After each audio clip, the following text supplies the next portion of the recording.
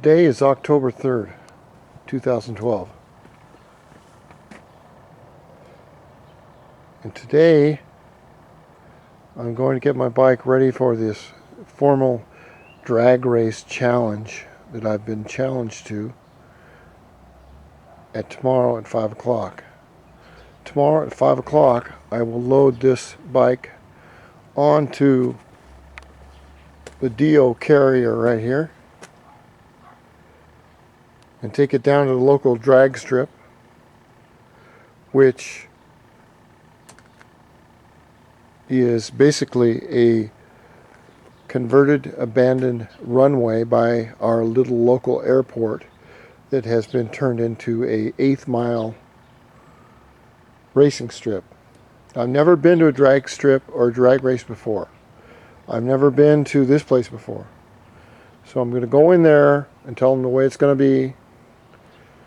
At 5 o'clock they're going to have something called Test and Tune, which is where the drag racers, who a lot of times they bring in their cars from out of town, they'll spend an hour, I believe,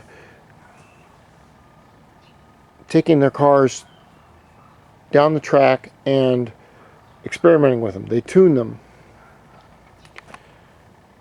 Now what I'm going to have to do with this is that my top speed is not too good, and I believe there's a reason for that.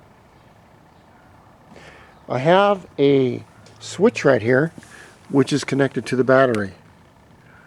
Okay, now the battery is supposed to have 12 volts in it at all times, 12 or 13. The alternator or generator, which is I believe one or the other, usually creates 14 volts, and then the regulator turns the battery off from charging when it reaches a prescribed amount, about 14 volts. Now the battery is in the bike right now, alright? If I turn the switch on, the water pump should go on, and this voltmeter should show 13 volts. So I turn this on.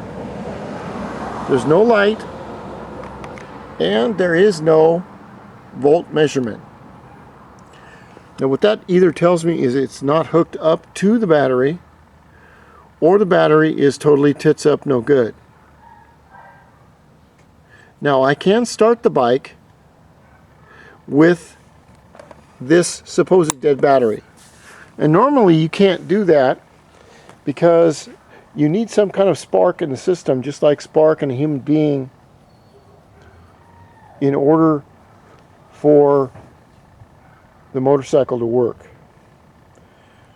And the reason I don't have my top speed, what I believe, is that my battery is defective, not defective, but it's not working correctly because it's a piece of shit, because all these new battery regulations are just making batteries that used to buy 20 years ago and last 20 years, they only last like 6 months or 3 weeks, whichever comes first.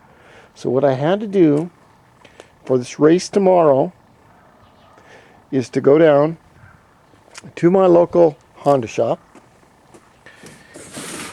Now I've had to do this like once every year, and it's really upsetting me. And it's not the Honda shop's fault. It is the battery regulations fault, because we got too many rules screwing too much shit up.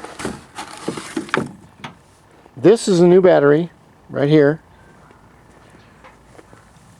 I don't know if it's lead acid or whatever it is. It goes right in here.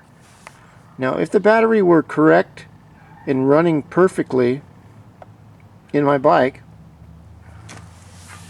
if I were to hit the switch right now, the water pump should go on and the voltmeter should show 14 volts, but it doesn't.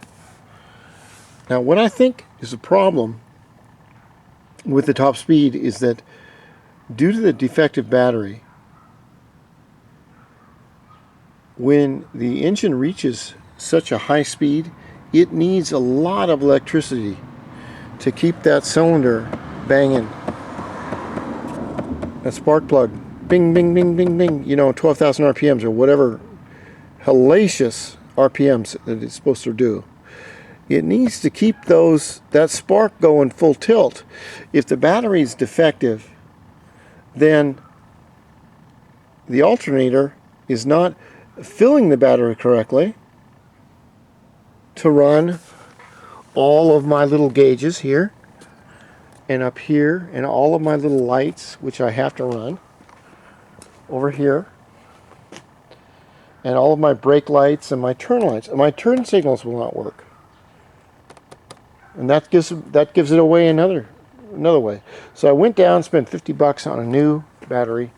I'm going to install that now, and I'm going to make a video of all the work that I do on the bike for the drag race tomorrow. Remember that when you first meet someone or go to do one thing the first time, you never get a second chance to make a first impression. So you might as well go large. Large and in charge. Next video will be on some great parts that I got too late from VT Cycles, and I will explain what I think about them.